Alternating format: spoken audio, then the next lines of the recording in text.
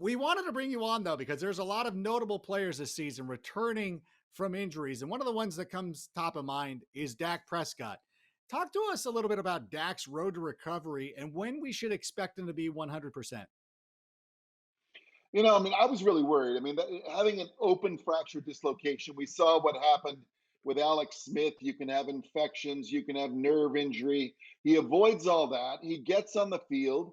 He's moving around great. I looked at a lot of tape on him. You honestly could not tell which ankle had been injured, and it was his right ankle. But then he comes back and he starts throwing the ball around, and his shoulder begins to bother him. And this is not uncommon. You see guys coming back from a lower extremity injury, and then their biomechanics are thrown off a little bit, and they're trying to make up some of that oomph with the shoulder, and you can see them tweak their shoulder.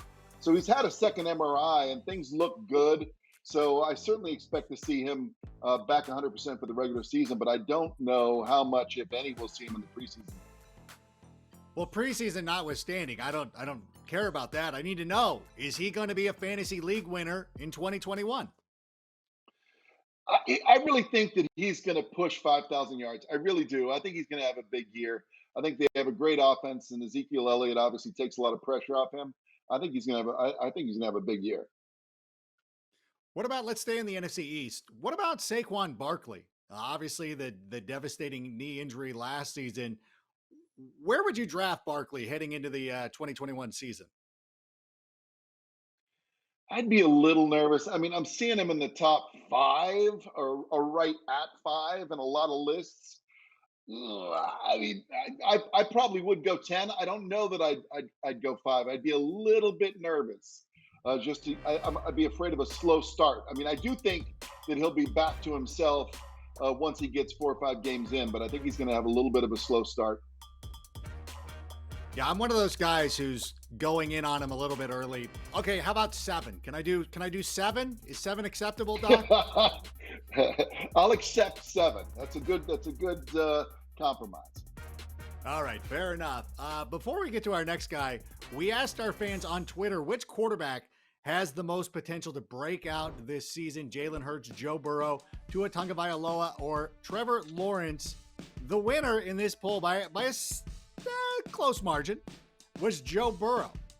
And obviously Joe Burrow is coming back from an ACL and MCL injury. Are you buying Joe Burrow as a fantasy breakout player in 2021?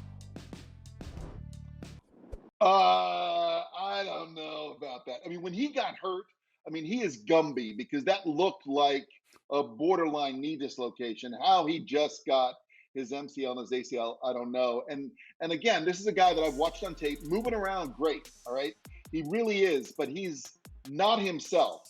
He's having a hard time stepping up in the pocket. He's having a hard time feeling rather than paying attention to the rush, keeping his concentration downfield. I don't see a breakout year. Of those guys, I would maybe go Hurts or Tua. Tua with Waddle could be a dangerous combination. So it's interesting. The fans obviously disagree. Yeah, you know what? Tua was coming off a hip injury, and last year his rookie season wasn't quite what we wanted. Hey, do you think that Tua can have a breakout? Do you think that that's feasible? Like he's going to be a much better this season? I think having a Tyreek Hill type guy who can just kill it deep and also get a lot of yak, I think that he could have a much bigger year. Now that hip, he may not be the mobile guy that he once was, but I think he can be a great NFL quarterback. I just think it takes having the right pieces around him, and I think Waddle may be the one that really makes a difference for him. When I hear about these hip injuries, I want to ask you about Anthony Rendon, but that's not the right show for this. So I will stick to football. You want to tell me later? That's fine. But no, anyways, Yeah. Odell Beckham Jr. What about his health? He had an ACL injury. Do you trust drafting Odell Beckham Jr. this year? From a health perspective, I do. He's another guy that I've been able to see on tape and watch him move. I think that he's going to start the season strong. He has had a number of injuries as of late, but I think the ACL isn't going to be a big deal as he moves into the season.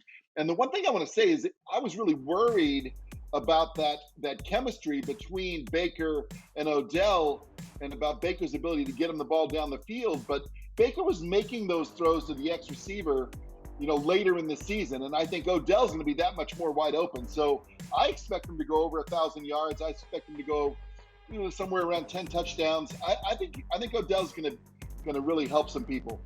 Maybe a little bit of a slow start, but I think at the end of the year he's going to be getting after it.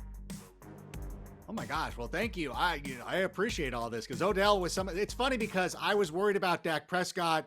I've been worried about Odell Beckham Jr., but now you put my fears at ease. It's like after you have a colonoscopy and you go out and you're like, oh, everything's fine. I feel good now.